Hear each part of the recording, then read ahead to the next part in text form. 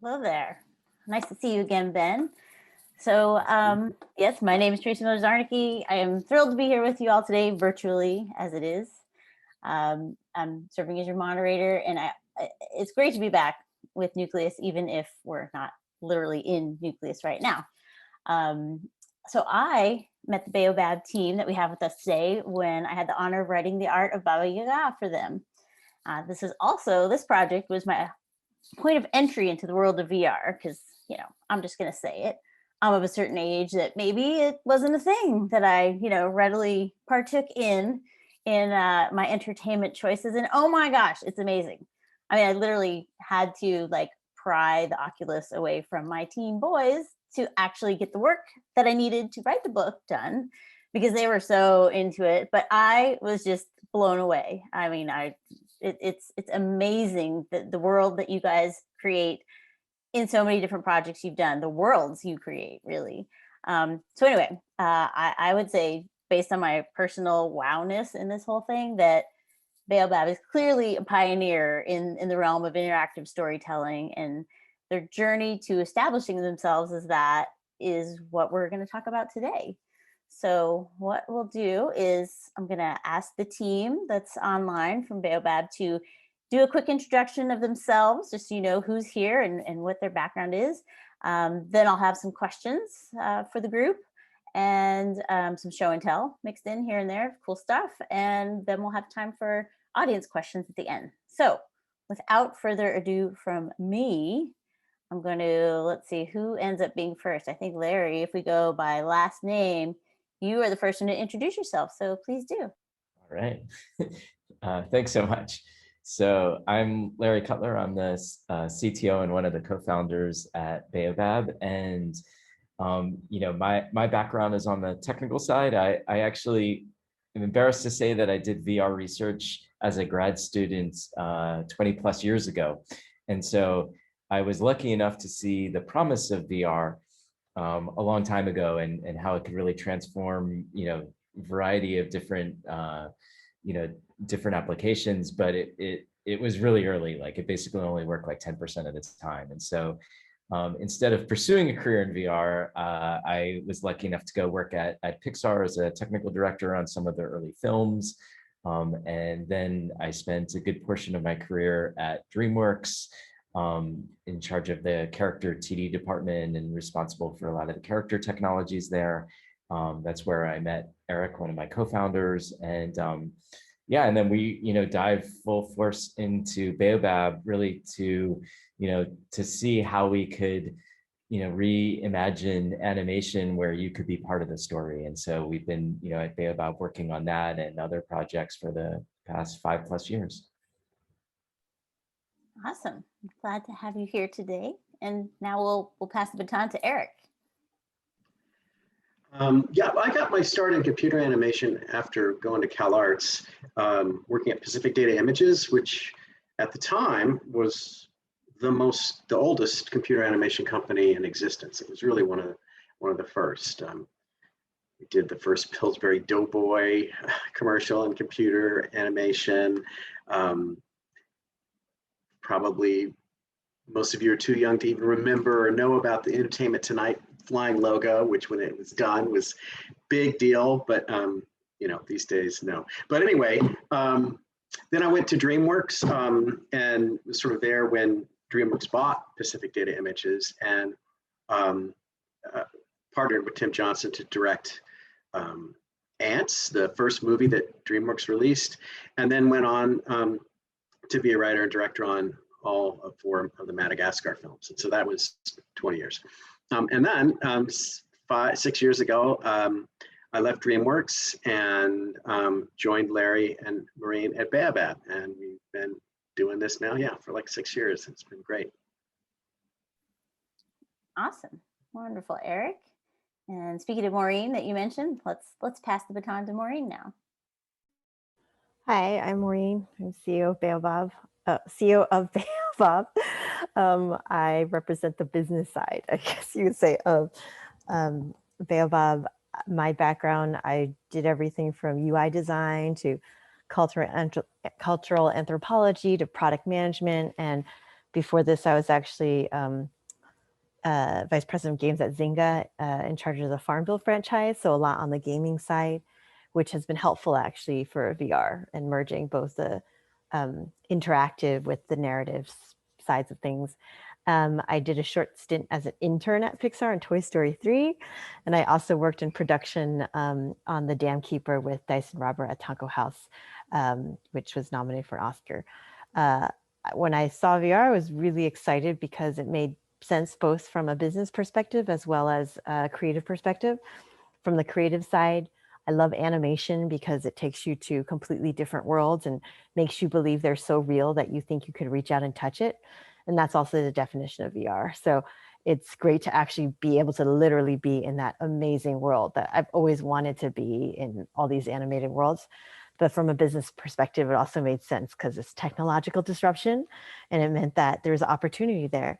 And the mission of our company is to inspire you to dream by bringing out your sense of wonder, make you matter. And I think that animation does that better than anything, right? It brings you back to that 5-year-old sense of self where you thought anything is possible. And I hope that when people view our experiences or interact with our animation, that they are brought back to that childlike sense of self where they thought anything is possible and feel invincible and go out and reach out for their full potential.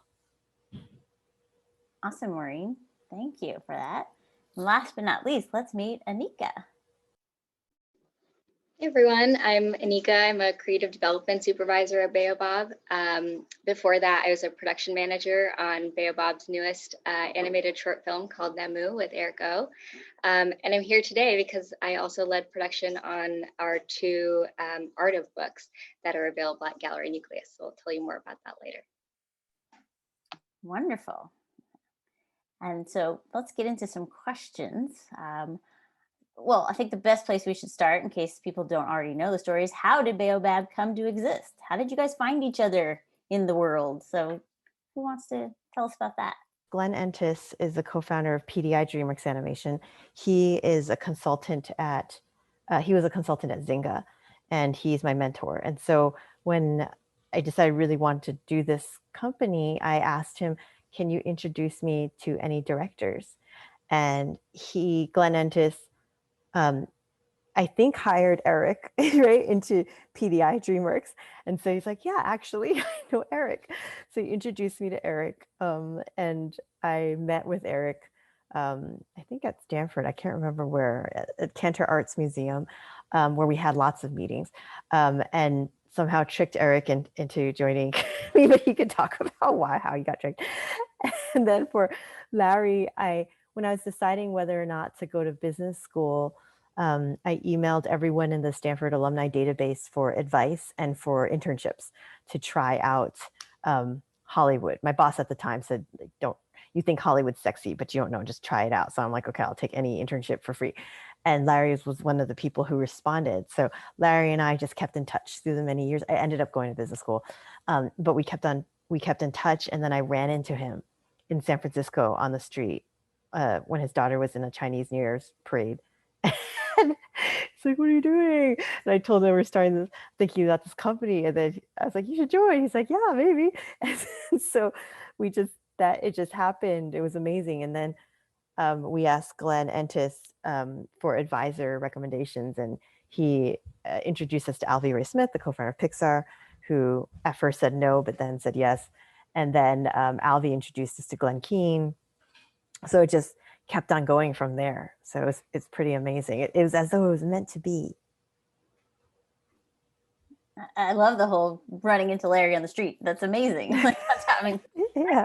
That is kismet, right? Yeah, well, it wasn't just randomly too. I mean, it was randomly, but it was the Chinese New Year parade. So it was like over 1 million people at this event. My daughter was fan dancing because her school is a Cantonese immersion school, and so what are the odds?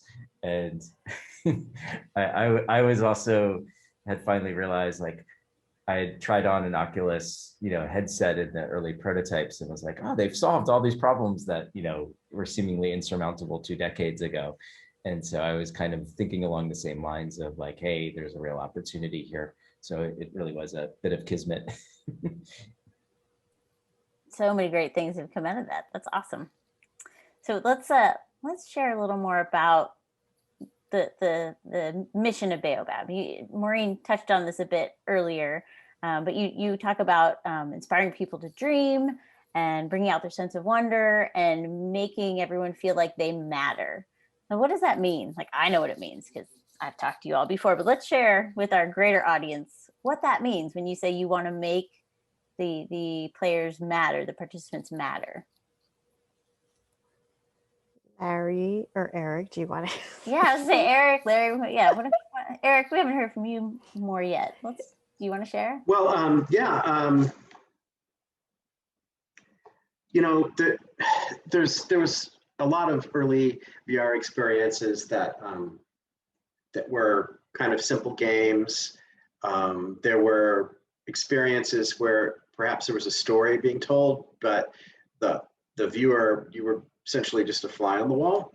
But because we were doing animation, which means that we can run things and render things in real time, we can actually respond to what the viewer is doing. You know, with an Oculus headset or any headset, really, there's a certain amount of information that we can get about where the viewer is looking. Obviously, we need that information so that when you turn your head, you know, you see what's going to be over there in the VR world. And so, more importantly, this gave us the opportunity to have characters respond to people. And we didn't really know at the beginning how this would work or how powerful it would be. But when we took our very first piece out, Invasion, which features this cute little bunny that sort of hops out of the woods and finds the viewer standing there. And then we took that piece to film festivals and showed it. We were really surprised to see how audiences reacted. I mean, they were like talking to the bunny and they were reaching out to try to touch her. They were like copying her dance movements and stuff. And it really, you know, we had seen it a million times, so we weren't really thinking about any of this stuff. And it really hit us that like people can really easily suspend their disbelief. And if you give them something to believe in, you know, they will respond and they will care about this little character that's looking at them, you know, making eye contact, just a primal way that we all communicate with each other.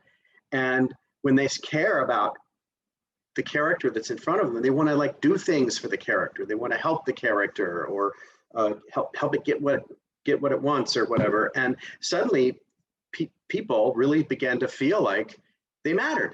They mattered in this world and they mattered to this character and their story. And we kept exploring that and just discovered how truly powerful it was, especially when you give the viewer a decision to make. And not a decision that's sort of arbitrary, like, you know, do you pick the red door or the blue door, but decisions that are meaningful. Maybe they don't even have a right or wrong answer. And then suddenly, not only does it matter, it kind of, to the viewer, it actually matters what they think, how they feel, what they believe in their heart they should do or they want to do. And so all of these things sort of add up to people really feeling like they matter and coming out of these experiences, not just with, you know, here's the story that I just saw, but with a real memory. It's like, it is kind of like having an actual memory of, this is what happened to me. And this thing that I did was so amazing, and this character was playing with me or whatever. So it just clearly hit us that like this is kind of one of, aside just immersion, this is really one of the potential superpowers of VR, is to make audiences really matter. So that's what we've been trying to do. I think it works. I'll just tell you that, like, based on my personal experience, I was astounded, and I, as I mentioned before, I had to fight the teenage boys off the Oculus because I wanted to do more of this. Like, I just was so drawn in, and you know, like, I don't know. We'll talk more about. Nobody really, people in the industry and the headset manufacturers didn't really think that there was really much to what we were doing. That really, no, it's just going to be hardcore games that people would respond to. And it turned out that like Invasion became the most downloaded piece of content out there. It's something that everybody could do, from a little kid, you know, to a grown man who's even an avid gamer could get in there and have a good time. being a part of the story. Yeah, it's a beautiful experience to have, and you've done it in so many settings now. It's amazing. So, let's talk about you. You guys have done a lot in these 5-6 years. I really want to talk about like all your achievements, like winning 6 Emmys, I think it is, creating and releasing 6 new stories. You've got VR, you've got traditional 2D, you've got you're signing film and book and TV deals and all this stuff. And you've got this amazing following. Like you've done so much in such a little time. Like clearly you have hundreds of people working for you. Is that right, Maureen? Maureen, tell us about your team. Tell us who's making this happen. We have a quite a small team, actually, like about 20 or so people, but we scale and contract based off of whatever project we're working on.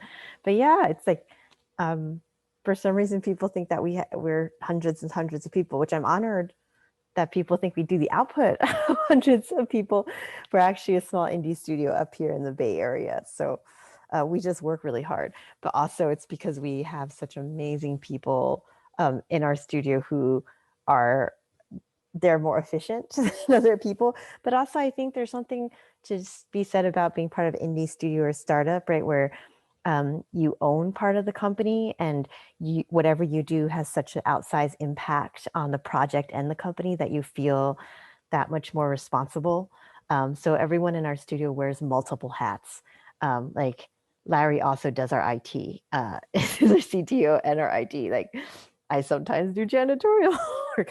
So nobody says that's not my job. Everyone's just like, I want to make this project the best it can be and puts their all into it. Yeah, it sounds like the ultimate test of teamwork. But I mean, come on, to win, is it 6 Emmys in this time? Like that seems unheard of. That seems unheard of. I mean, how do you think that's possible? Like, what do you think? What do you guys think? How and why? What's the magic sauce here? What's going on? It's all Eric. No. I think, Eric, why do you think we've won 6 Emmys? Well, I think aside from what we've already talked about of kind of providing these unique experiences where people can sort of be a character inside of a story, you know, the team that we have is outstanding.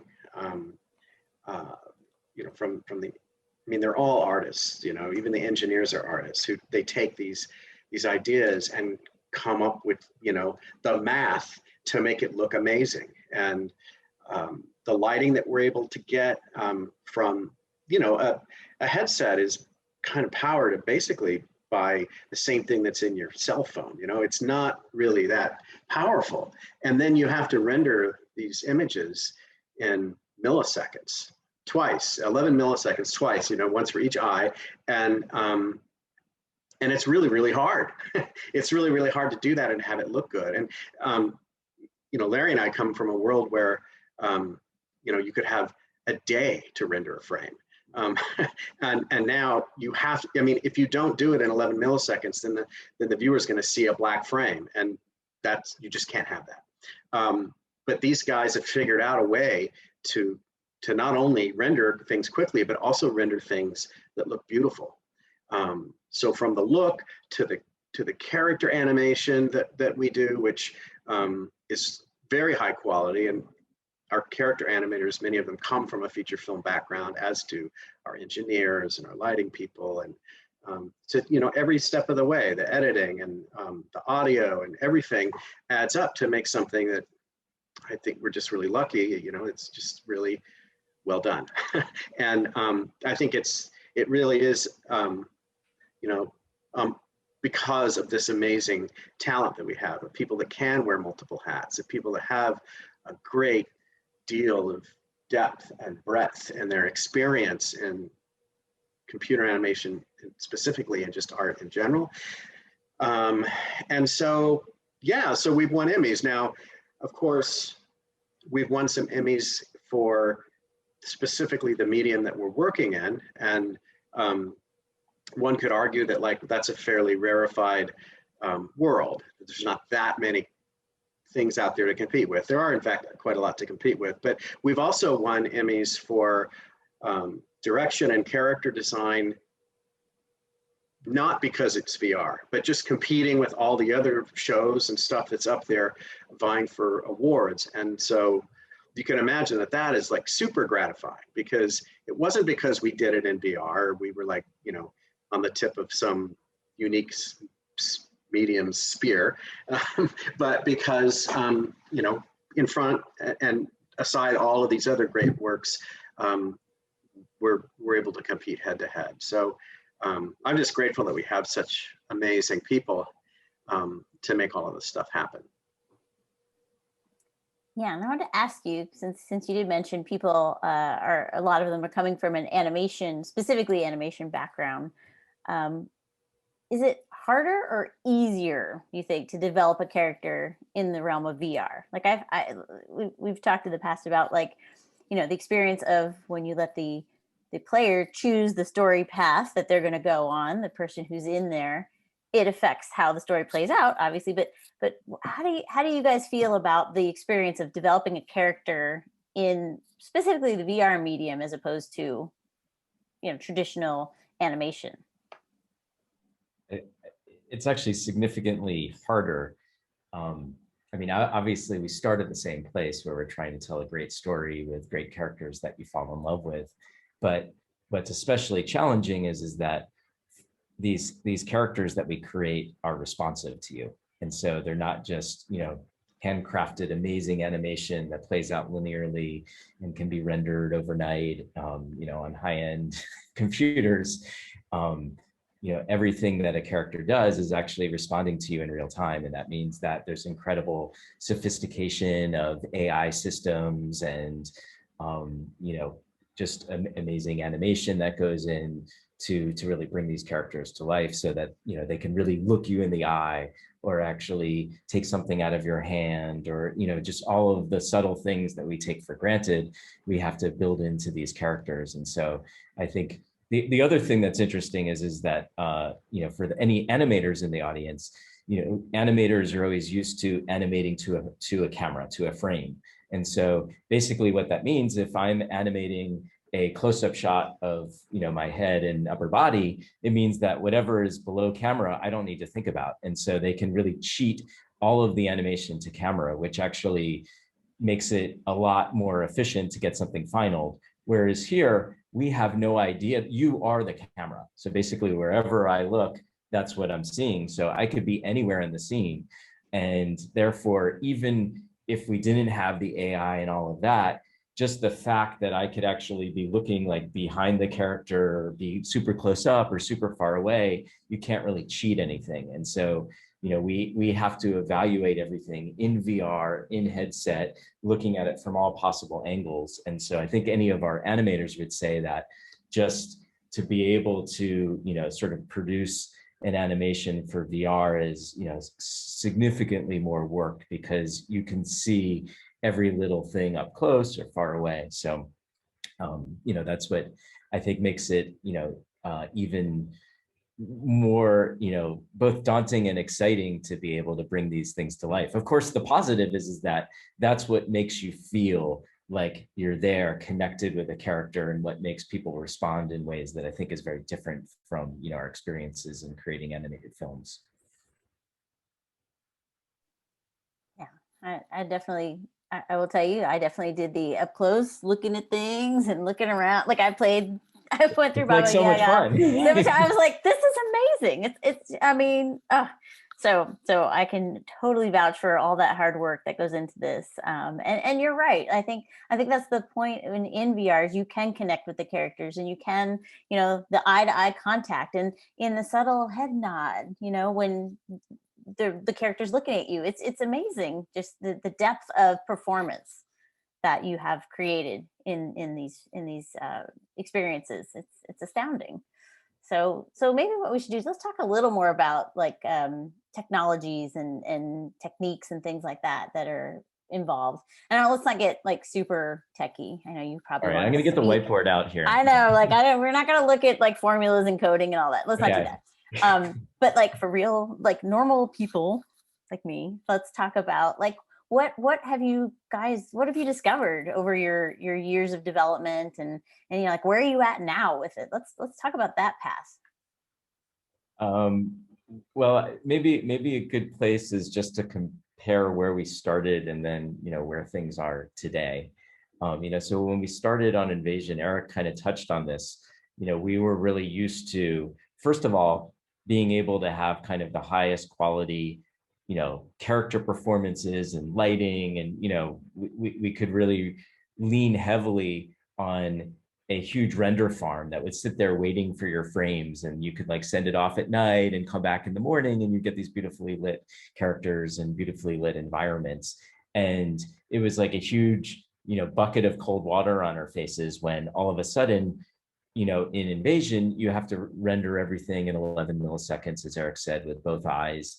And we still wanted that same quality character performance. And when we actually looked at what was available on the, Oculus at the time, or on any of these headsets, we really felt like there wasn't a character performance that had like where you had this empathetic connection in the same way you would from one of the films we had worked on. And so that was really the first question for us of like, hey, can we have a character that you actually develop a connection with? And that between the aliens and the bunny, I think we were surprised at how well we succeeded, but what that required an incredible amount of work to kind of up the bar so that we have fleshy characters. And then, Eric was like, and it would be great if the characters can look you in the eye. So wherever you are in the scene, like the character, so that means that the character, even in the simplest way, is responding to what you do. So we can't just have a straight ahead animation that we play back. And so that was really the formation of, like the character technologies that we started developing, just so that we could really have characters that were expressive and emotive, but that actually were responding to what you do, even in the simplest of ways. And so, that, it started out in Invasion. Now, at the time with Invasion, that was all you could do, is like, look at where you were, because there were no hand controllers or anything. And we also, as Eric said, we made you a character. You look down and you have a little bunny body and you can hop around. And, even though we couldn't render fur in real time, so the bunny looks like the Stay Puft Marshmallow Man, it like was possibly like the worst rendering of a bunny body. But just the fact that, if you squatted, the belly compressed, like, like people really felt like they were bunny in the scene and were hopping around and doing things that were just wild. And so, with our next project, Asteroids, we had hand controllers, and that was kind of like the new thing where we could track where your hands are. And so you could really interact. And so that kind of led us down the path where on Asteroids, we really were merging interactivity where, you're on board an alien spaceship and you get to, interact and help out the characters and the two aliens.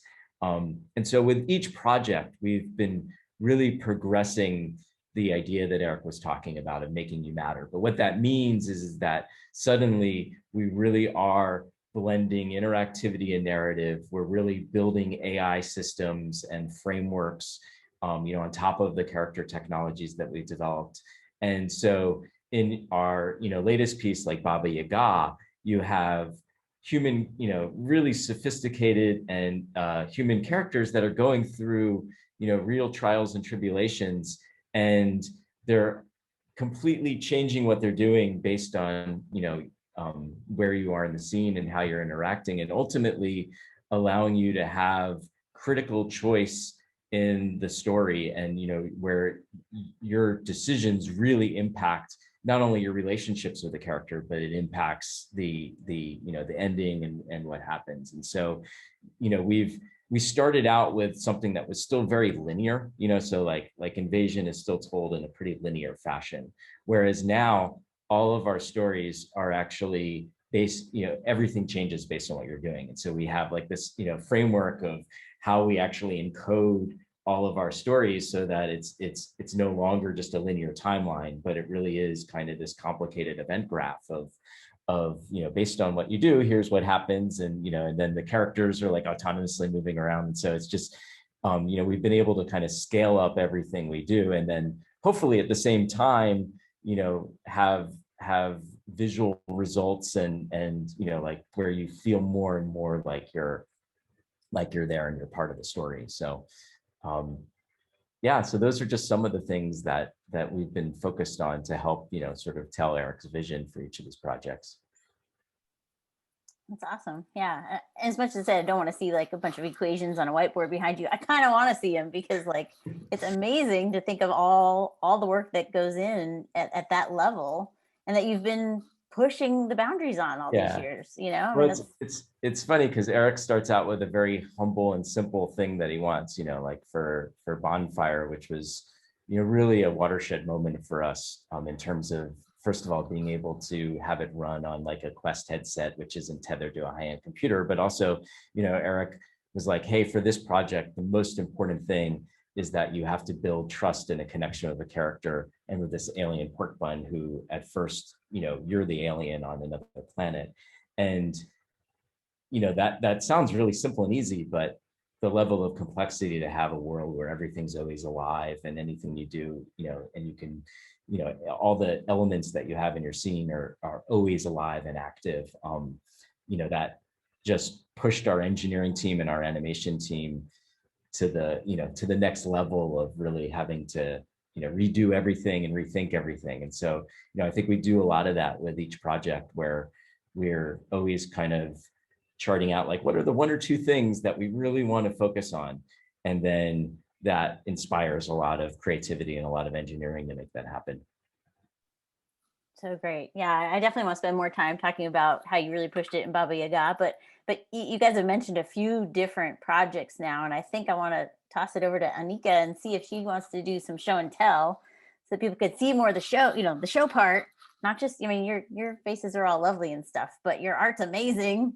So Anika, do you want to maybe give us some more? You've mentioned that you worked on the art book, so you've talked about like the compilation of the history of Baobab, and we worked on the Baba Yaga one together too. So show us some stuff. Take us on a little visual tour now, if you will. Yeah, absolutely. All right, let me share my screen and then get back. Tell me if this is working. I'll let you know when we see. It's coming. All right. You see that?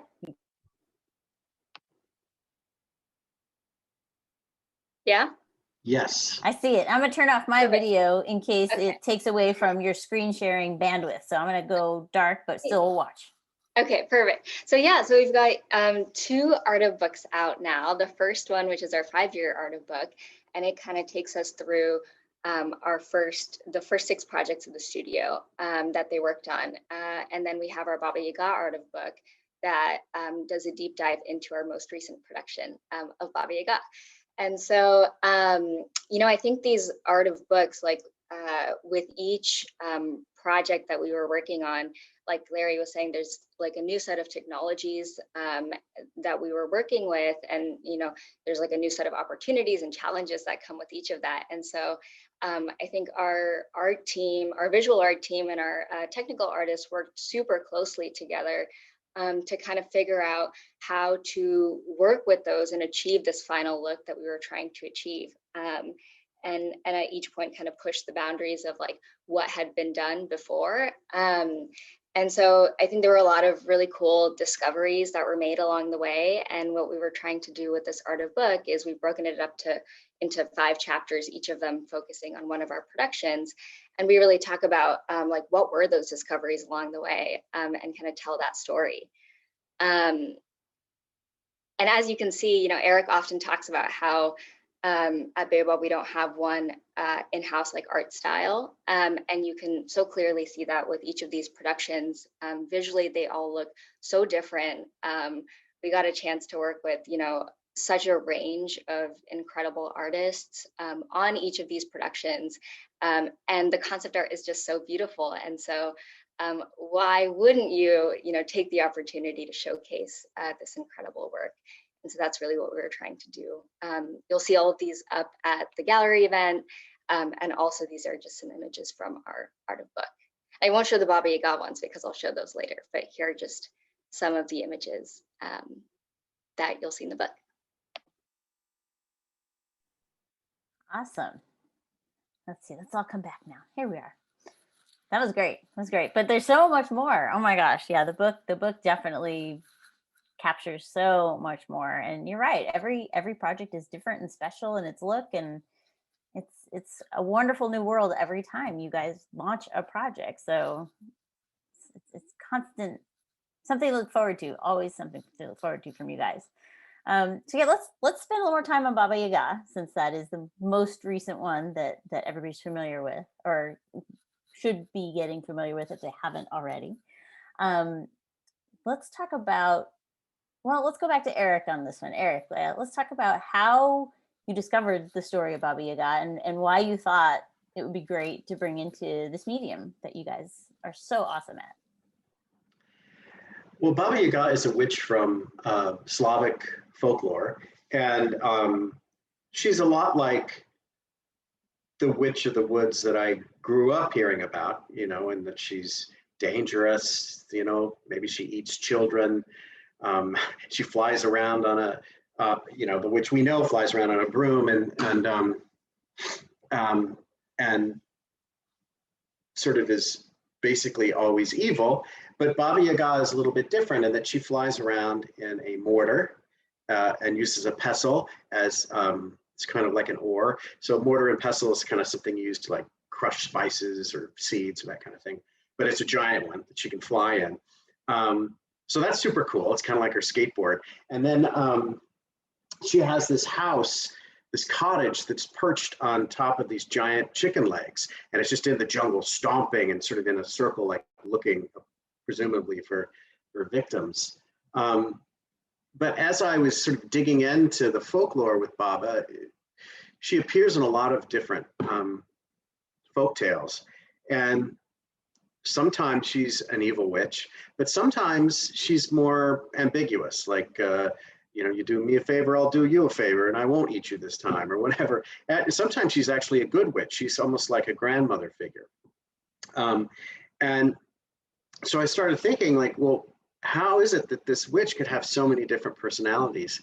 And that's when we kind of came up with this idea that maybe Baba Yaga isn't one person. Maybe Baba Yaga is something that, or a power or a witchiness that gets passed from one person to another. So Baba Yaga's character is just a function of the quality of the character of the person that's inhabiting that role.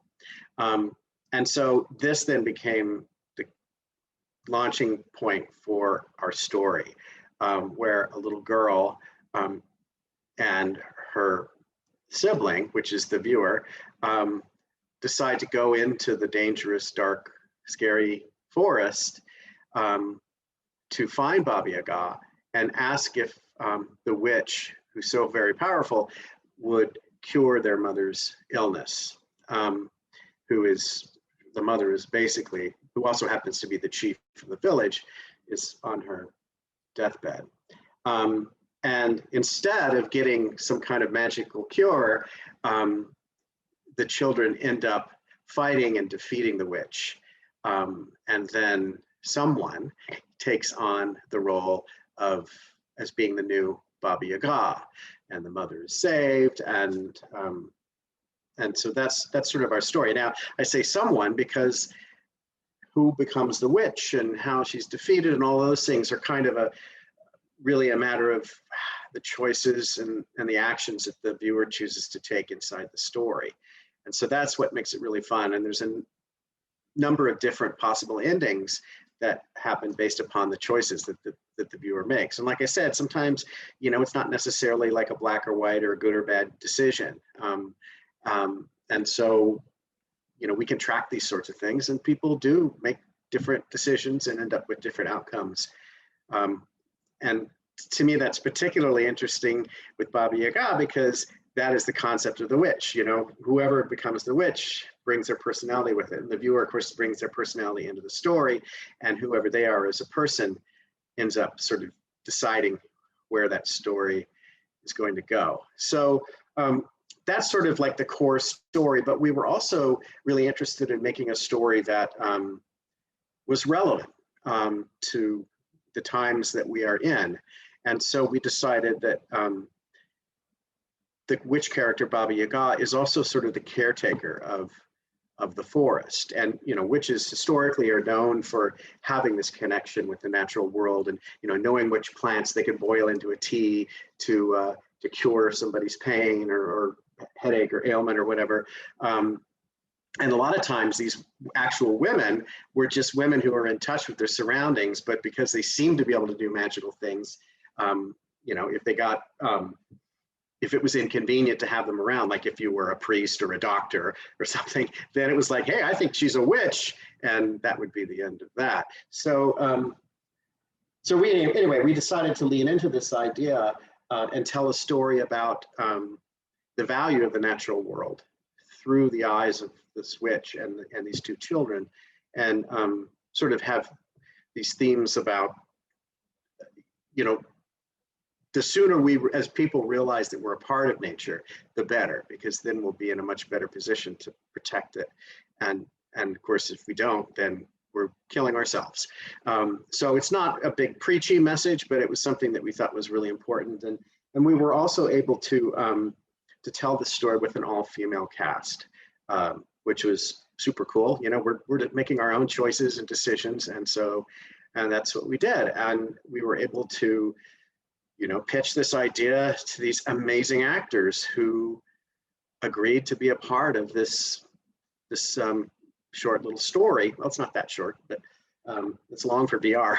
But yeah, so Daisy Ridley plays the viewer's sister, and Glenn Close is the village chief who's dying, and Jennifer Hudson, who also was our executive producer, is the voice of the forest, and Kate Winslet is the voice of the witch.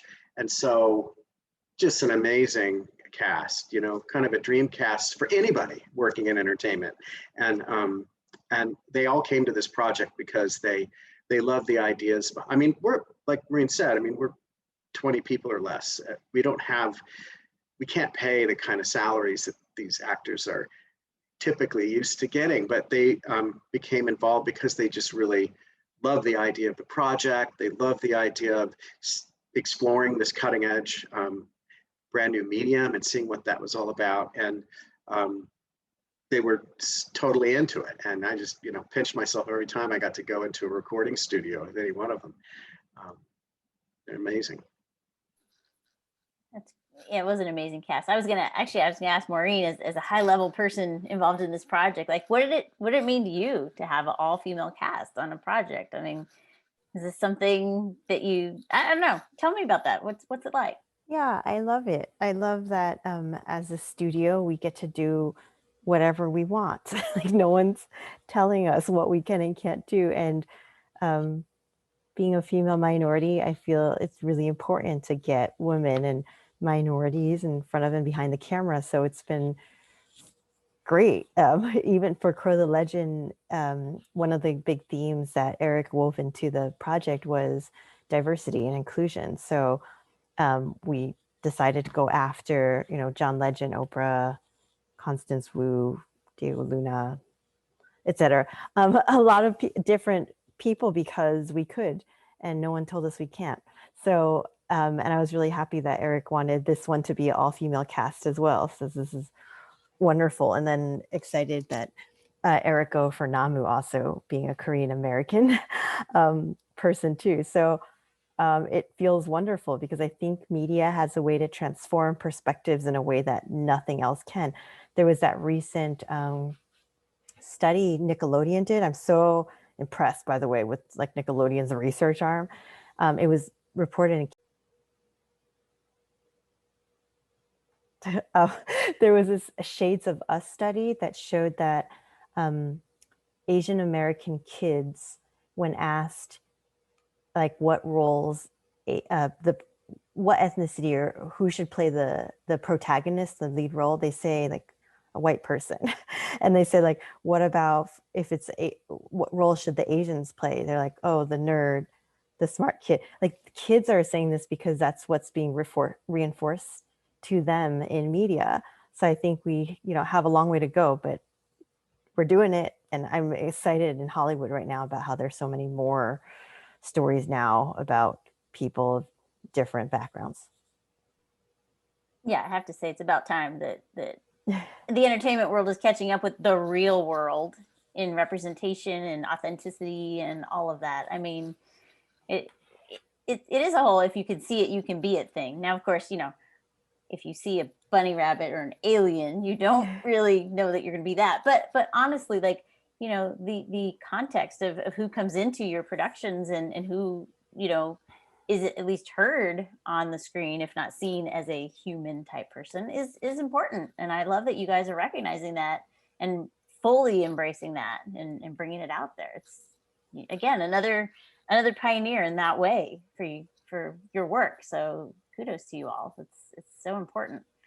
So let's talk a little more. I want to go back. Actually, Larry, I don't think we gave the technology of Baba Yaga enough time before. Let's talk about the hand tracking thing, because that is so cool. I want to hear more about that. I want to share more about that.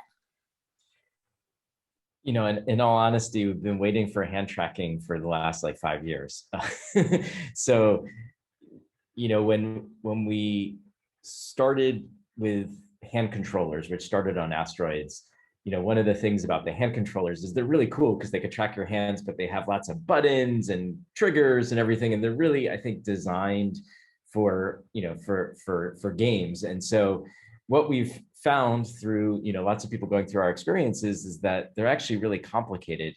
And in fact, on some of our later experiences, we've really just been using the hand controllers as a means of tracking where your hands are.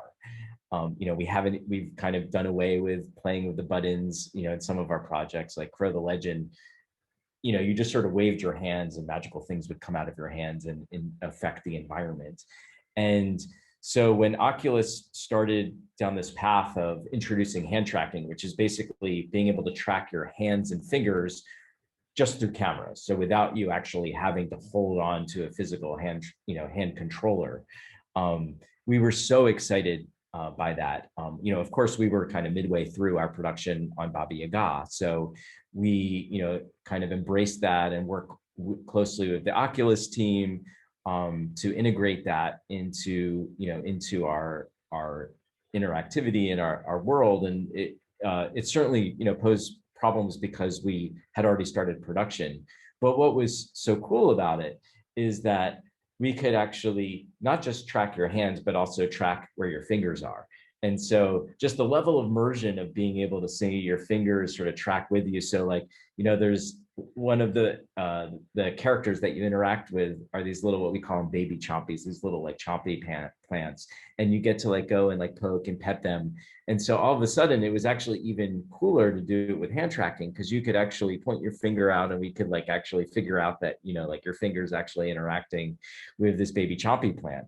And so, we're just really excited about, the more we could take away these kind of physical like limitations or things and make it simpler, then the more immersive the worlds are and the kind of less activation energy there is to actually be in VR.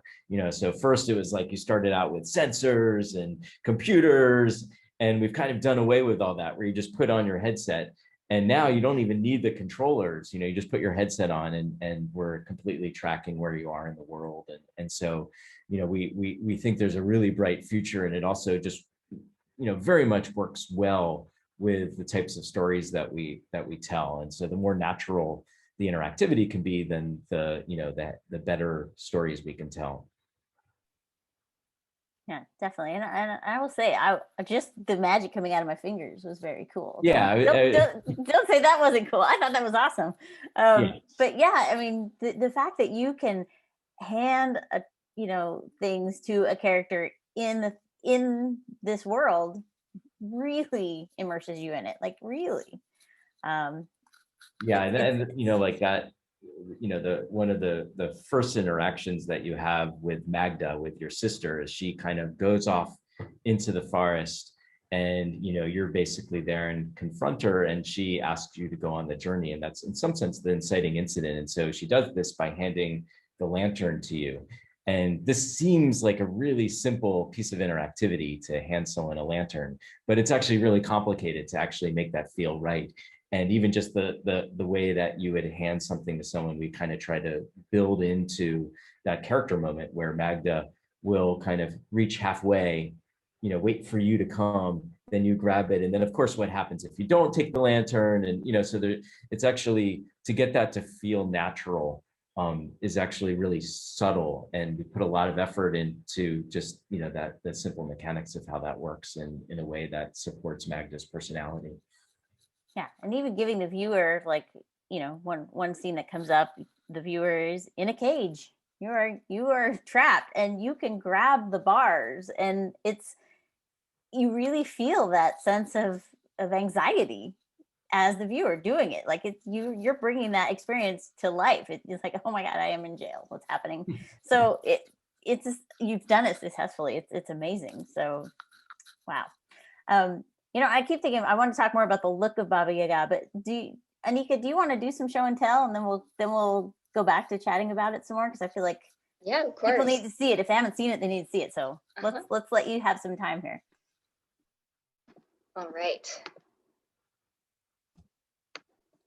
Yeah, and Eric, feel free to even talk over these. I've got like 5 different images here. Yeah, Eric, if you want to give it a tour, that's awesome. Yeah, so this is some of the early work we did to sort of explore what the opening of the piece could look like. And we were really sort of going for kind of this sort of storybook feeling, but actually a storybook that you could walk into. And so this sort of set the stage. It's also literally in a way, because it's also inspired by theater arts and stagecraft and some of the ideas and things that you might do on an actual stage, where you'd have these flats that you could sort of move around and sort of boats that you could puppet. And it really does sort of set the tone for the world. And even when we take a step into environments that may feel a little bit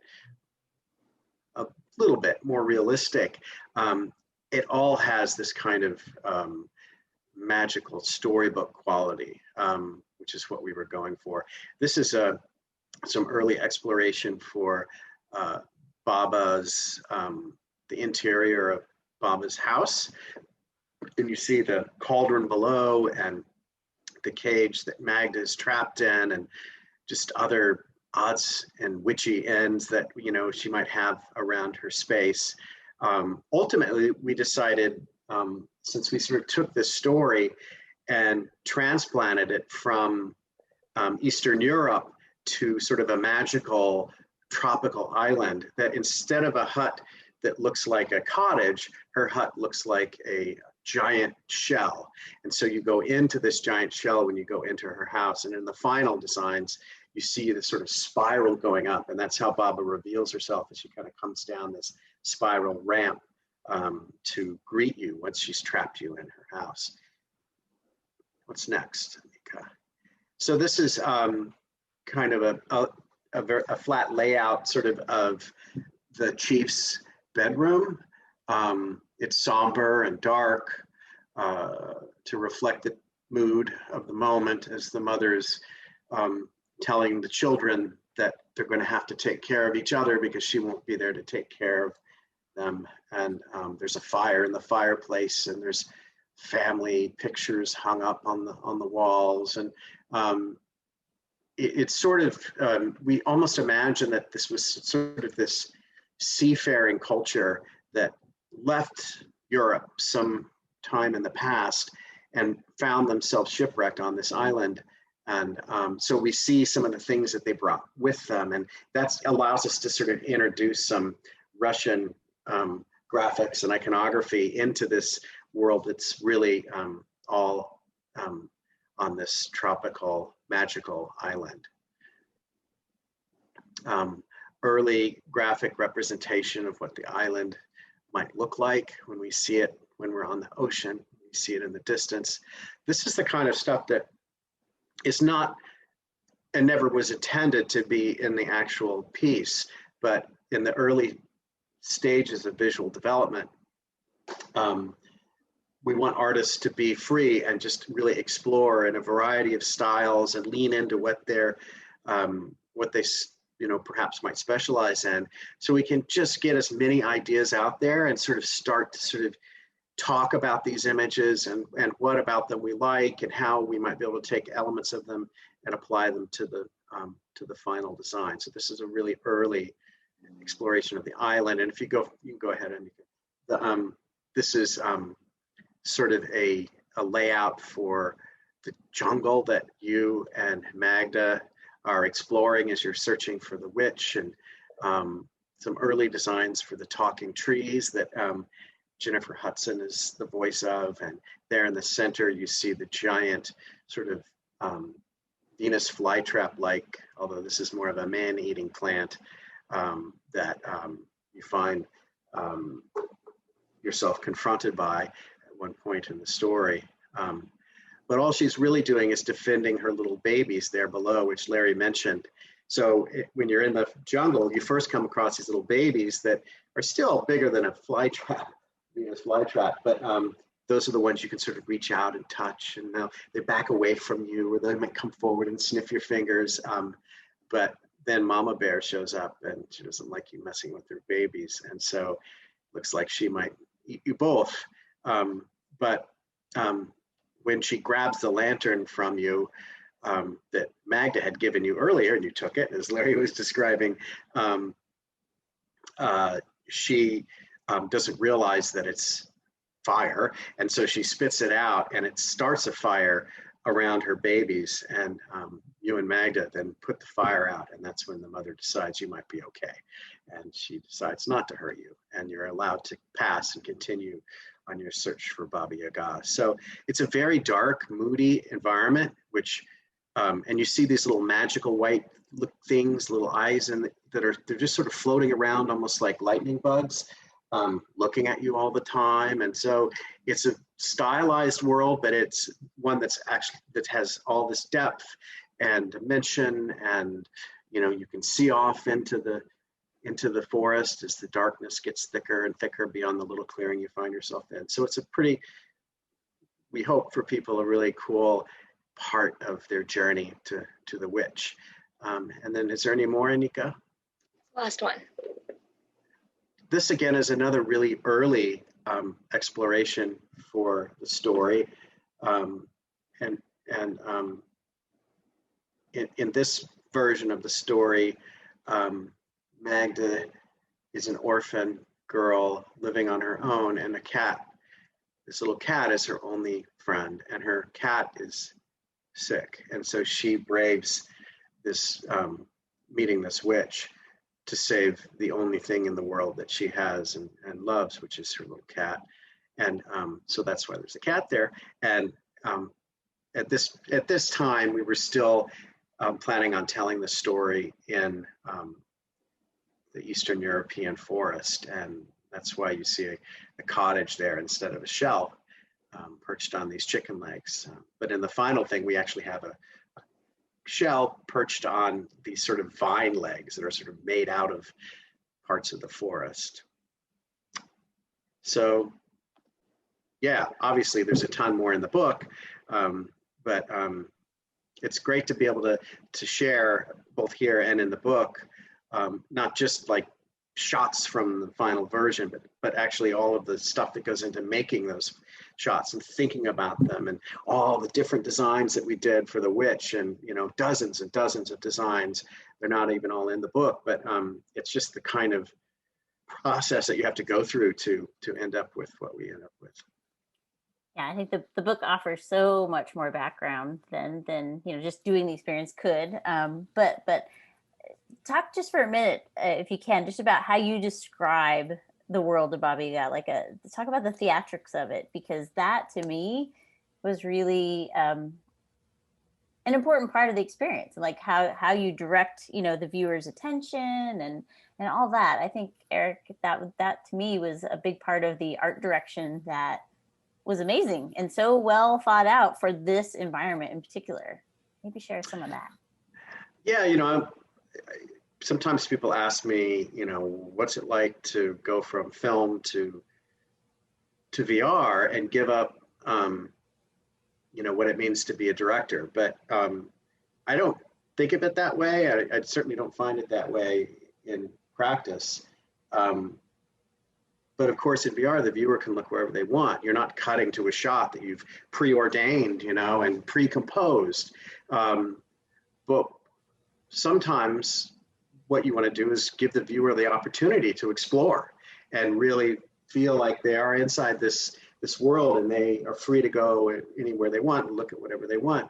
Sometimes you can even sort of maintain that sense of freedom while at the same time inspire the viewer to look exactly where you want them to look, when you want them to look there. But because of their own free choice, their own free will. But there's so many ways you can do that. One is, of course, to have a character appear and call out to you, or look you in the eye, to have a sound from behind you that motivates you to turn and see what was the source of the sound. And in Baba Yaga, because we were leaning into sort of this theatrical conceit, we didn't have to have like one light, that made practical sense, like, oh, well, there's a moon over there, and so we can only have the moonlight coming from the moon over there. But we could turn a light on over here and then turn it off and then turn another one on over there. And that brings the viewer to these, and that's very theatrical, of course. But if the viewer is inside that story and really invested in what's happening in the character, they don't necessarily think, well, that's fake, or there's no light source. They just go with it and feel like you can do in theater, it's just invest yourself in the emotion of the moment and the feelings. And sometimes it's even easier to take a viewer to those kinds of emotional places when you do that kind of stylization and exaggeration. And animation, after all, is all about exaggeration. If you're going to have a human and try to make it look photoreal with your animation, you might as well just have it be a human, unless, of course, it's a flying human, and then you do CG Batman or whatever. No, Batman can't fly. Never mind.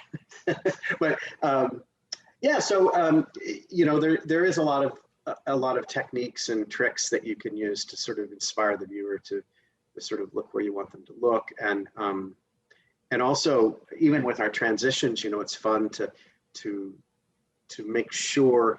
Fun isn't the right word, but we do things to make sure that the viewer is actually looking where they need to look when we cut to the next scene. So, and there's so many reasons why that matters, because depending on how the space is laid out, you may need to get the viewer to actually physically turn around in their bedroom or office or living room, wherever they are, so that they're kind of positioned correctly, so that when you cut to the next shot, they're facing where they need to face to experience that scene correctly. And so we have little flowers that fly around and sort of lead your eye, and then take you to this thing that's this sort of transitional card or text that is almost like a storybook, a chapter heading or something. And now the viewer is, in a practical way, is like set up and ready for the next scene, so that when they come into that next scene, they stand there looking at a set of like bars and realize, oh my God, I'm in a cage now. And so that's always something that you have to be very aware of. Even just, especially when the headsets had a cord on them, and finally we don't have cords, but like you had to be conscious of how many times you're asking the viewer to even just rotate, because if you get more than 360 degrees, pretty soon they're wrapping themselves in the cord, and you don't want things to distract the viewer. So you're always sort of finding sneaky ways to get them to do what we need them to do.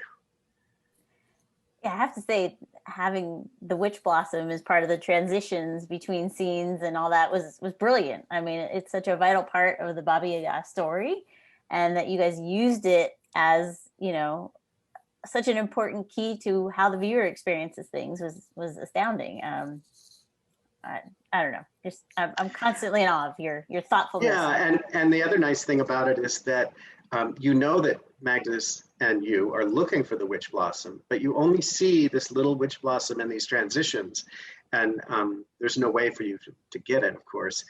But then when it finally does appear inside the scene, you know, in no uncertain terms what it is that you're looking at, because we've kind of established it in these transitions.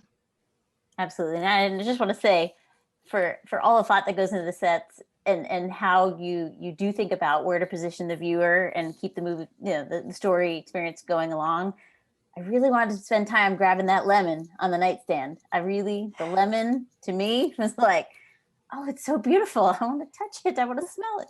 So a lot of work went into the lemon, I think. And yes, I was distracted by it, but in a beautiful way. I love it. It was amazing. So that's my little sidebar. Okay, let's talk more. Well, I guess any of you could answer this question about Baba Yaga, because there were so many really dramatic moments and important moments. Like what moment, what character moment, or what action sequence did you most love seeing come to life?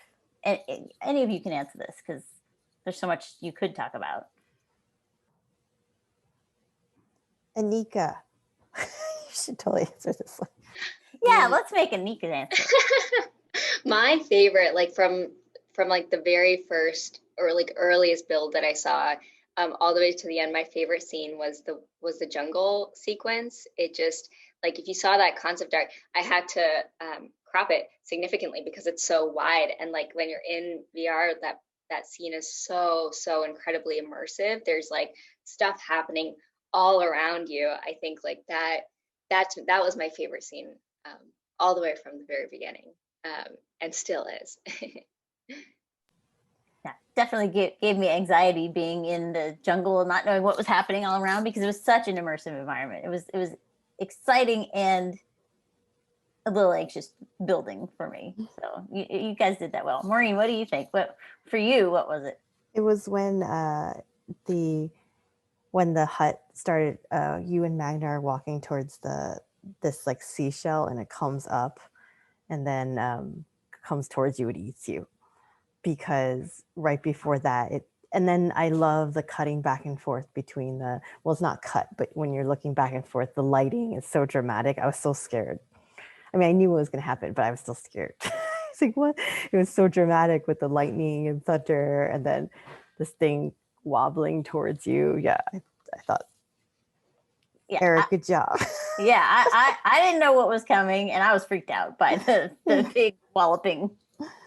Larry, what about you? And what was your experience with it that you loved?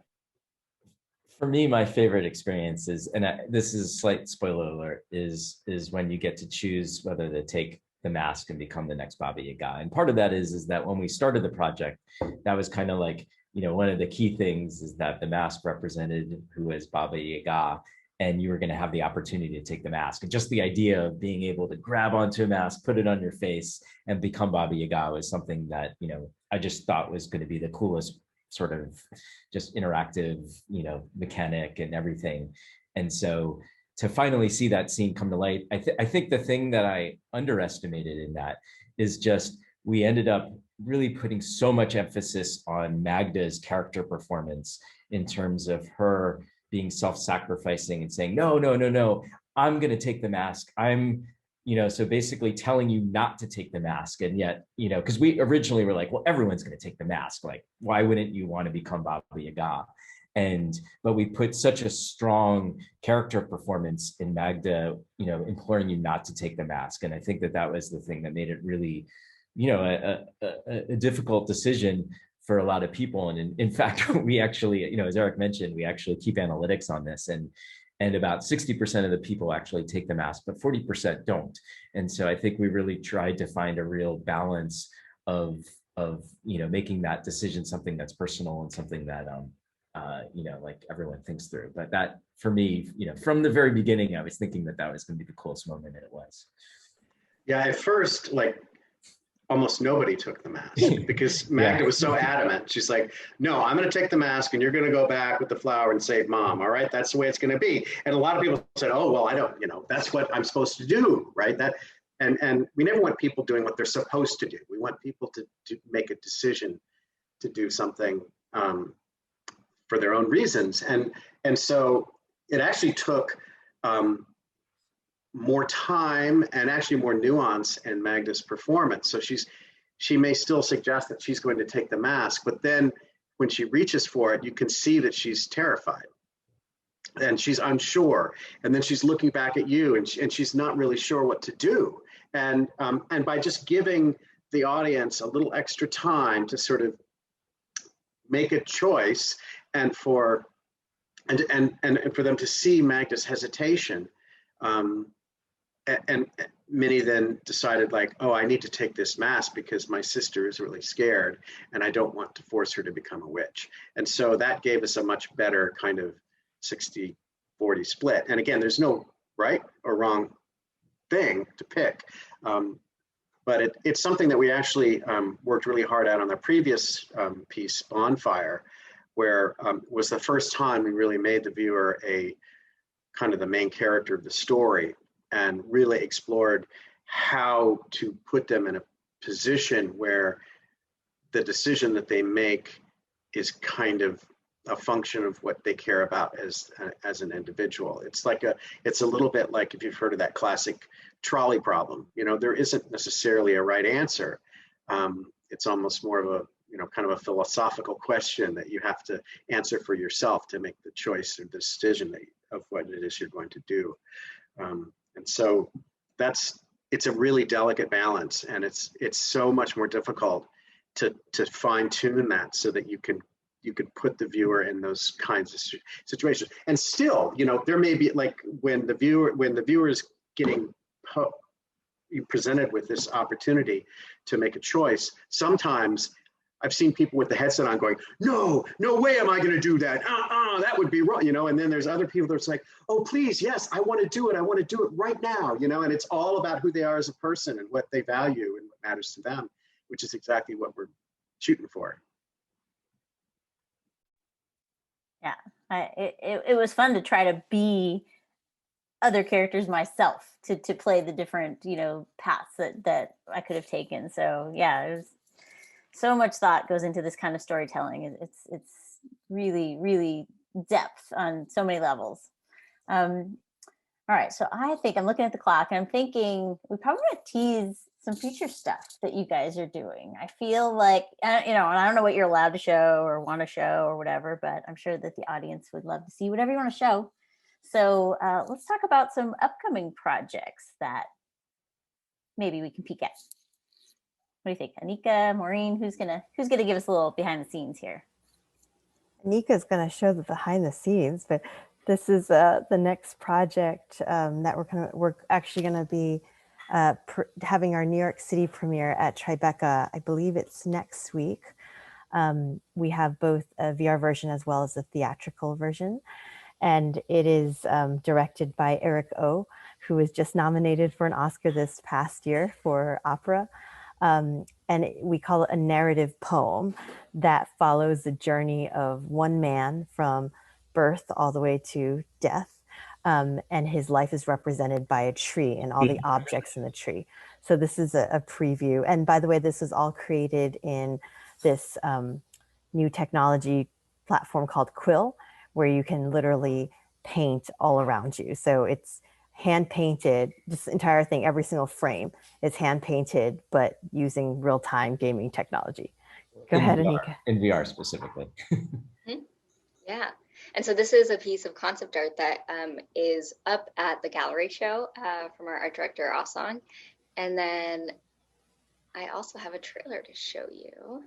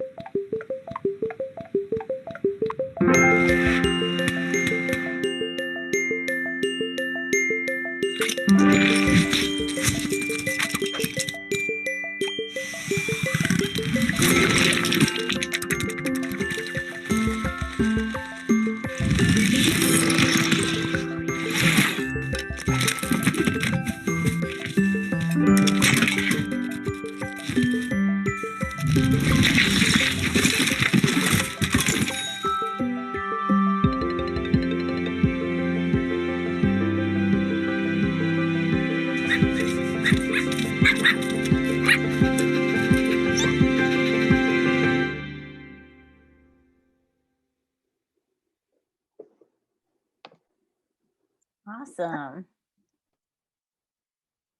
Thank you for that peek.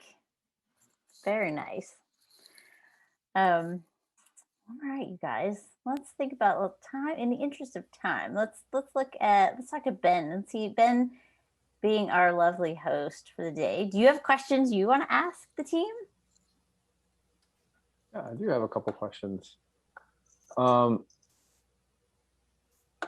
See, I'll start off with, a lot of the VR is very experiential, as you guys have already talked about. Where do you sort of draw the line between a game versus a narrative experience? I think, when we started, we sort of imagined that this was like, that consideration is a binary, that like you're either going closer to a game or you're going closer to a film or a narrative, straight ahead story. And that, we had to pick a place on this continuum. And that if we were going to go in one direction, we were sacrificing the other. But in fact, it's more, I think of like VR as sort of up here. It takes elements from both of these things and create something that's actually not on the continuum, but it's its own thing. I mean, VR is its own medium. When I began, I thought, oh, it's like filmmaking in 3D. Well, it's not. It's completely different than filmmaking, and it doesn't work the same way, and the rhythms are different, and obviously you're not editing, but half of our team is from the gaming world. So we brought these two very unique mindsets together and asked them to play nicely and see what we could come up with. And honestly, at the beginning of our journey, there were people who really wanted to make a VR film, and there were people that really wanted to make a VR game, and they didn't necessarily last because we didn't want to explicitly do either of those things. We wanted to do something that was special and unique to what this medium can offer. So yes, it's interactive, and yes, there is, a spine of the story as well. And it's, finite duration, but it's malleable as well. So it could last, pick a number, it could last a certain amount of time, or it could maybe last twice as long, depending upon how the viewer chooses to participate in the story. So ultimately, it's about just giving the viewer the license to play, the license to sort of experiment in this malleable world with malleable characters that they discover. But ultimately, stuff is happening, and it's this river of a story is going by, and you can choose whether you want to step into it or not. And the hard part is finding the balance. So when we made Asteroids, and Larry was saying, it was the first time these hand controllers came out. It was like, great, now we can really interact with the world around us. So we created this spaceship interior, and there were all these things inside that you could like explore and look at and touch and mess with. And so we put people in the headset with these hand control, and they'd spend the whole time like teleporting around the inside of the spaceship and looking at stuff and going, and they're missing the whole story. Like a whole story's playing out, and they had no idea. And then they get to the end and go, that was great. And it's like, no, it wasn't great. You missed half of the work that we did. So finding that balance to sort of, like I was saying before, engage the viewer in the story so that they make their own choice to be a part of it, because they're interested in it and they matter if they participate. And those kinds of things really get the viewer to focus in. The way I look at it is like there's like levels of engagement that you can get from people. And like as an example, you can have pity. And then the next level of engagement is like sympathy, which is like, oh, I'm sorry that, that you're having these troubles. And then there's empathy, which is like, oh, I feel what you feel. I'm really, and that's kind of pretty much the end of the line for many forms of entertainment and like filmmaking. Like you can sit in that chair in the theater and you can like feel all that character's pain or excitement or whatever it is. But that's it. There's not really much more you can do until maybe you get out of your theater seat, and then you can go do something. So, but in VR, you can actually act on that empathy And that's the highest level of engagement. That's compassion, which is the action that comes out of empathizing with somebody.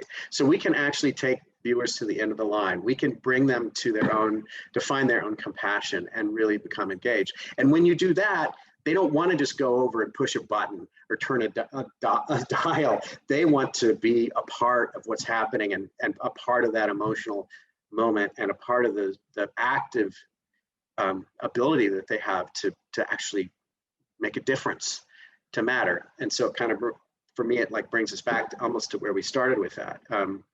And you can do that with interactivity, and you can do it with great storytelling. And when the two of them are the same thing, then you have something that can really be successful. Nice. Sounds good. See, I've seen VR technology grow so much within the past couple of years. In your guys' opinion, what is sort of, I guess, the current bottleneck of the technology, or what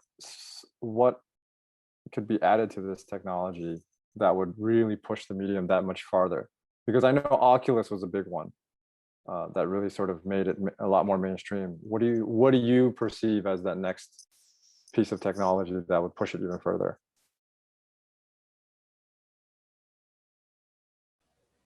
Anyone? Larry, this is all yours. I mean, there's a lot of things. I think, for us, first of all, the Quest was a sort of watershed moment for the VR industry, because we always knew that, something that was going to be mainstream was something that was going to be mobile and not tethered to a high-end PC and having sensors and all the setup that you have to do. And so the Quest really, I think brought that out and is really a great platform. And so it's actually been, hugely successful, and the Quest 2 has been hugely successful. We, have inside information that, it's doing very well, let's just say. I think obviously there needs to, the more that this technology can be transparent to you, so the more it can be like glasses and not so heavy and, ergonomic, and, obviously there's lots of other cool bells and whistles we're super excited about, like things like eye tracking, but that's not going to make or break, because ultimately it's really about the content. It's really about having enough cool stuff on the device that you have that, like, I have to go back in there and use it every day, and we're still kind of getting enough great content onto these devices. But so I think it's really kind of just pushing what Quest is already doing in terms of having something that's really easy to put on. But I think over time it's just the ergonomic components, and eventually it'll just be little glasses that everyone wears that are just magically do everything. So is realism, is that like how more important is that for you guys, and sort of the telling your stories and making these experiences? I mean, for us, we've never been aiming to create hyper realistic depictions of humans and worlds. That's why we love VR as a medium, just because we can create completely stylized, imaginary worlds that, and we can make them so real, as Maureen said at the very beginning, that you're inhabiting them. And that's what, is the great promise of VR. And, for us, I think, certainly for all of us, we spent our careers working in spaces where we've always wanted to have kind of stylized, exaggerated versions of reality, which, where the creativity is it's in the hands of the creator, and that's the real limit. And so just not of interest to our company. It's especially challenging in VR because, one of the biggest challenges with recreating hyper-realistic human characters and worlds is that uncanny valley problem, where it looks almost good, but not quite. And, we're just because we're humans and we have our whole life experience of interacting with other human beings, we're really good at detecting when things look off. And so, obviously there's been incredible strides, especially in the visual effects industry over the last 20 years to do that really well. But then you throw in VR and all of a sudden it's taking it to that next level. So to create hyper realistic humans where you can like be, walking around in it's just bringing a whole order of magnitude more challenge. So, obviously there's going to be like teams and people who like go about cracking that as well. It's probably not going to be us though. Yeah, I personally spend enough time with humans. I would much rather be with some of the characters you guys have created. So Okay. keep going on that path. Yeah. What I know there's been talk about like more feature length type films for VR. I know there's like challenges to that, but like what do you think it would take for VR feature animated films to be a thing? And do you necessarily feel that it should even be a thing? I don't, well, everything that Larry just said needs to happen. So you have to feel really comfortable to be inside that headset for a really long time, not get sweaty, all that. So that's why glasses would be great. But I don't know if you totally can. I think there's definitely a market for that, but it wouldn't be as cool. Like if you're inside a world, unless you make it very clear that you're inside the world, but you should just be a fly on the wall, you might be wondering, me in this world, like, why can't I walk around? Why can't I touch and interact? It would almost feel like you're straitjacketed in a way, because you're so if you're trying to create something where you really feel like you're there, you wouldn't just stand there like sick and not do anything. So while I think there is definitely an audience there, some people don't want to be active, right? Sometimes I'm feeling lazy. I don't want to play a game. I just want to sit there. But I don't think it's necessarily taking advantage of the medium as much as it could. And I also think from a business perspective right now, the headsets are really being marketed from the headset manufacturers as a gaming console. So even if we were to create something that were a film, the people that are attracted right now or being sold to for VR are those who are like expecting more interactivity. So until it's so mass market where lots and lots of people are like, everybody has a headset, I think it'll still be a while off until people want just like a straight up linear feature film experience. That being said, for Baobab, go ahead, Eric. I was just going to say, I mean, there's kind of a reason why feature films kind of tend to be 90 to 120 minutes. And it's not because that's the perfect amount of time to tell a story. It's because you do the economics of what people are willing to pay and what they will accept for what they pay, combined with like how many times can you reseat a theater every day, because it becomes economics and all about that, and not necessarily about what's the ideal length for a story. Before a lot of that stuff was carved so much in stone, in the earlier days of film, there could be a lot more variability in the length of films. Dumbo is actually pretty short for a so-called feature film. And so I think you could tell stories of any length, and it doesn't necessarily matter if the story, can support that duration. It should be kind of story first, and then the length would come out of that. And you see that happening right now with Netflix, because they don't have to stick to a certain schedule or a regimen. They don't have to have 22 minutes, and 8 minutes of commercials every half hour. So you get all different lengths of shows, or even like once a show, each episode may be different durations, because it's more about what the story needs and less about any specific economic structure. So I think that there's certainly the possibility of doing longer form stuff in VR, but it's probably going to actually take some time, because there needs to be enough install base and people need to get comfortable with paying the price that they would need to pay to see something that long and make it, economical. But there's nothing preventing us from doing it from a creative standpoint. I know filmmakers have, there's a lot of books on filmmaking. Are there any good books that you guys recommend on working and creating experiences within the VR space? Does the one even exist? I don't know of any. Do you guys? I mean, I can't tell you that they don't exist, but We wish that there was, that's what we were hoping is Yeah, that. because I was wondering if there's like the VR version of Shot by Shot.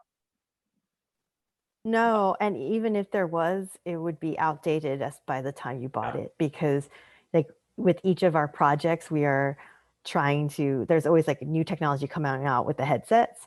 And right now we're trying to figure out the different language of VR, like how do you do the right cut or whatever? How do you draw attention? We're trying to experiment with that for every single project we make. So we're just like constantly adding to our knowledge base. So it's just evolving so quickly because it's so new. Yeah, I gotta say, you guys would be the ones to write the book on that, and people that can help you do that. But I'm just saying, you're right. It would be, you have to be careful because you have a wealth of knowledge to share, but it would be outdated. Like in if you tied it specifically to this software, this technology, whatever. But Ben, I don't know if you noticed, we have a question. This is a good lead in for that question that I saw come in from Julian.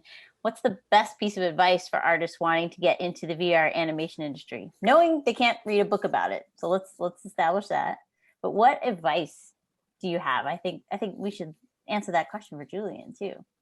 I would say it's to have an open mind. Like one of the great things about going into VR versus say traditional is so specialized now, where you have to like just be really good at character. Just a nice thing about VR is because it's so early, there's so many problems to solve. We love to have people who are just eager to solve challenges and can wear many different hats because there's the problems we're solving are so huge. Having someone who's only good at one specific thing, that's fine, but then we need like a ton of people to be able to create the things that we're doing. We're still inventing this medium. We're still inventing like how to create content in this medium. So just be open-minded and willing to do anything.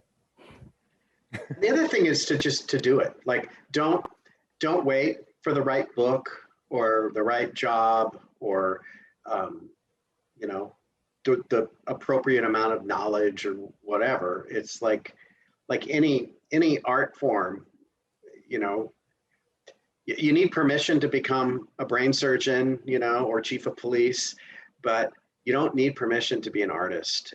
But you're not an artist until you make art. So by doing it, that's probably the best possible thing you can do. And if you want to work in the industry, by having something that you can show as your calling card, I mean, even if it's not perfect in every way, even if it has flaws, it's like you did it, you made it, you did something, you showed that you care about it, you show that you have passion, and that you have a desire, and you might even have shown that you have talent. And so, and don't expect the first thing you do to be, to be a masterpiece either.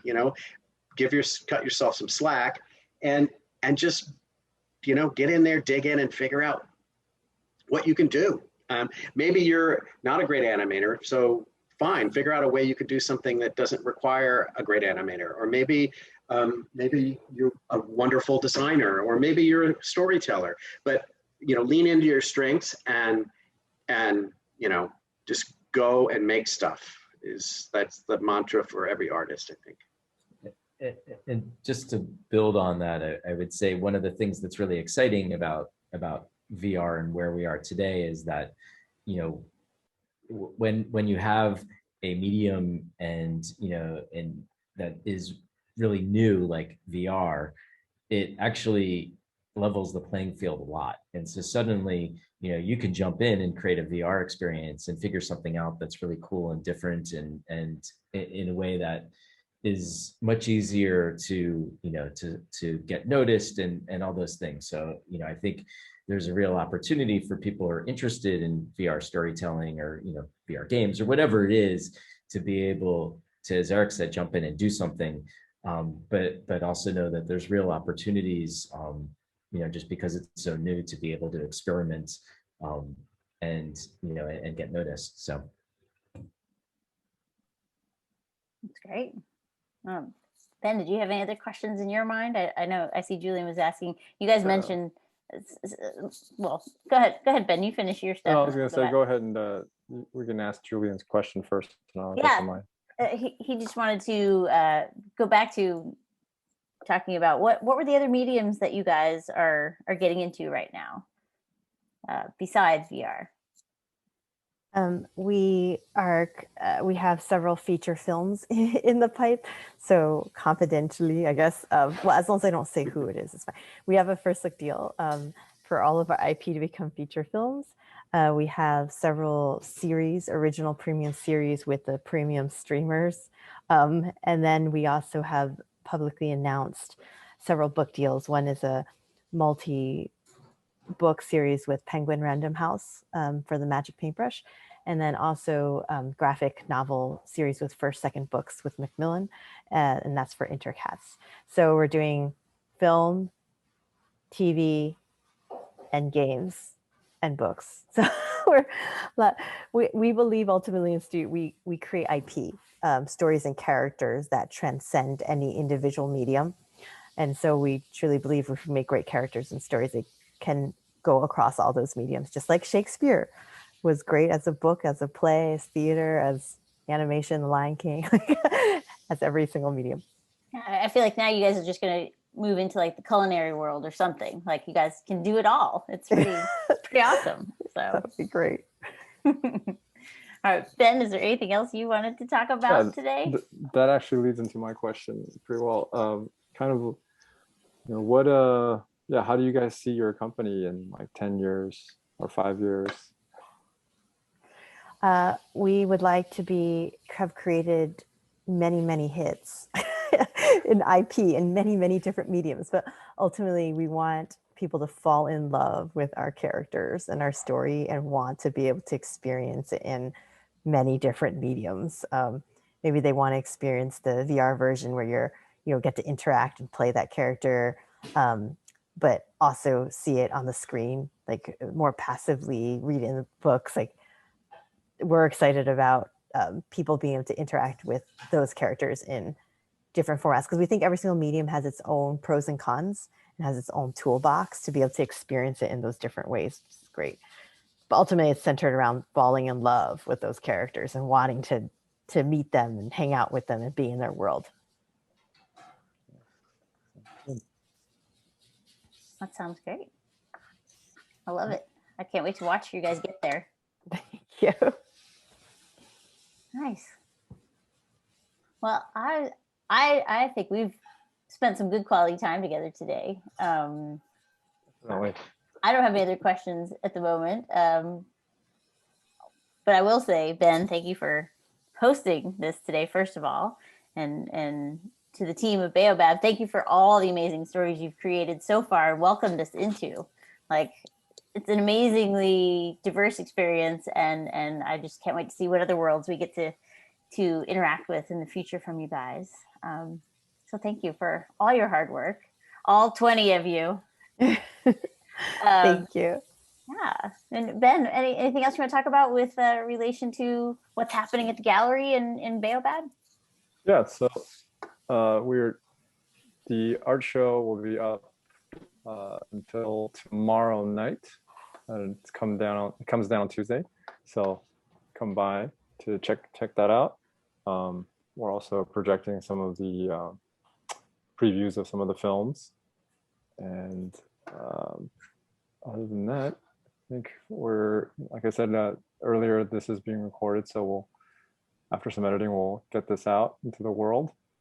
And ideally we'd love for everyone the books are available on our website as well. We have signed copies of Baba Yaga and unsigned copies of the 5-year anniversary book. So we encourage everyone to get that. And other than that, we just hope everyone checks out these films, whether it's 2D or through the Oculus, especially through the Oculus. And just wanted to thank you all for doing this today, and I look forward to seeing your upcoming projects. Thank you so much. Thank you, Thank you. Yeah. Thanks, everyone. everybody. Have a great weekend. Bye. Bye-bye. All right.